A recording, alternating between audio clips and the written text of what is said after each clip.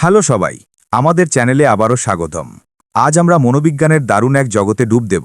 5টি অবিশ্বাস্য ট্রিক নিয়ে, যা আপনার চিন্তা ও মানুষের সাথে যোগাযোগের ধরন পুরোপুরি বদলে দিতে পারে। এই টিপসগুলো শুধু মানব মনের ক্ষমতাকেই প্রকাশ করে না, বরং আপনার দৈনন্দিন জীবনকে আরও উন্নত করার অসাধারণ উপায়ও দেখায়। চলুন শুরু করি। প্রথমেই আসি হাসির কথায়।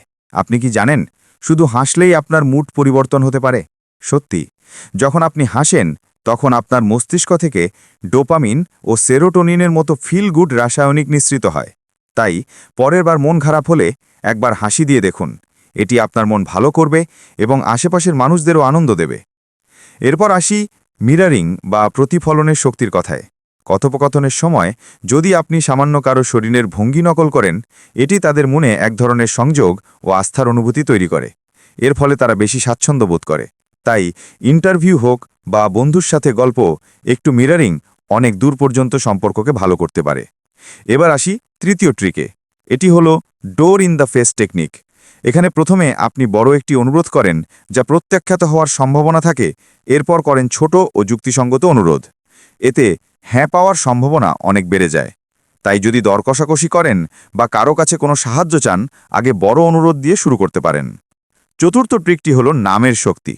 কথোপকথনের সময় যদি আপনি কারোর নাম ব্যবহার করেন, এটি তাকে গুরুত্ব ও সম্মানের অনুভূতি দেয়। সম্পর্ককে আরও মজবুত করার দারুণ উপায় এটি। তাই কথা বলার সময় নাম ব্যবহার করতে ভুলবেন না। এটি দেখায় যে আপনি সত্যিই খেয়াল রাখেন। সবশেষে আসি ইলিউশন অফ ট্রান্সপারেন্সির কথায়। এটি সেই ধারণা যে আমরা যেটা অনুভব করছি, অন্যরা অনেক বেশি বুঝে ফেলছে, কিন্তু বাস্তবে তা নয়। এটি জানলে আপনি আরও ভালোভাবে নিজেকে প্রকাশ করতে পারবেন। তাই নার্ভাস লাগলেও মনে রাখুন, অন্যরা তা অতটা টের পায় না। আত্মবিশ্বাসী থাকুন এবং মুহূর্তটাকে উপভোগ করুন। আজকের জন্য এতটুকুই। আশা করি এই মনোবিজ্ঞানের টিপসগুলো আপনাকে নিজেকে এবং অন্যদের সাথে আরও সুন্দরভাবে যুক্ত হতে সাহায্য করবে। ভিডিওটি ভালো লাগলে লাইক, শেয়ার এবং সাবস্ক্রাইব করতে ভুলবেন না। পরবর্তী ভিডিওতে আবার দেখা হবে।